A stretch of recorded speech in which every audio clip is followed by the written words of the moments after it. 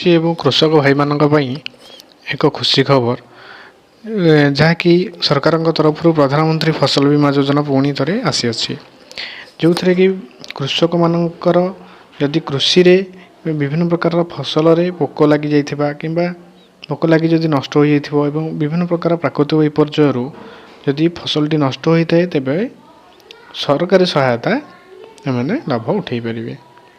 ଦେଖନ୍ତୁ, ଏଥିରେ ଛୋଟ ଏବଂ ବଡ଼ କୃଷକମାନେ ମଧ୍ୟ ସାମିଲ ହୋଇପାରିବେ।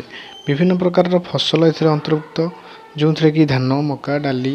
ବର୍ତ୍ତମାନ ଏବେ ଖରିଫ ଫସଲ ପାଇଁ ଚାଲିଛି, ରବି ଫସଲରେ ମଧ୍ୟ ଏହା କାର୍ଯ୍ୟକାରୀ ହୋଇଥାଏ। ତେବେ ପ୍ରିମିୟମ୍ ଆପଣଙ୍କୁ କ'ଣ ଦେବାକୁ ପଡ଼ିବ ନା ହେକ୍ଟର ପିଛା ଟଙ୍କାଟେ ଲେଖେ ଦେବାକୁ ପଡ଼ିବ। ଆଗରୁ କ'ଣ ହେଉଥିଲା ନା ସରକାର ସବୁ ଆଗରୁ କ'ଣ ହେଉଥିଲା ନା କୃଷକ ଭାଇମାନେ ପ୍ରିମିୟମ୍ ଦେଇ ପ୍ରଧାନମନ୍ତ୍ରୀ ଫସଲ ବୀମା କରୁଥିଲେ, କିନ୍ତୁ ବର୍ତ୍ତମାନ ସରକାର ସବୁ ପ୍ରିମିୟମ୍ ଦେବେ, ଆପଣମାନେ କେବଳ ହେକ୍ଟର ପିଛା ଟଙ୍କାଟେ ଦେବେ, ତାହା ଆବେଦନ କରିବେ।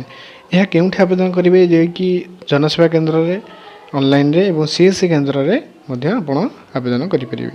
ଆବଶ୍ୟକ ଡକୁମେଣ୍ଟ ଏଥିରେ ଦରକାର ହେଉଛି ଆପଣଙ୍କର ଜମି ପଟ୍ଟା, ଆଧାର କାର୍ଡ଼, ବ୍ୟାଙ୍କ ପାସବୁକ୍ ଏବଂ ଫସଲ ଏବଂ ଜମି ସମ୍ପର୍କିତ ବିଭିନ୍ନ ପ୍ରକାର ବିବରଣୀ।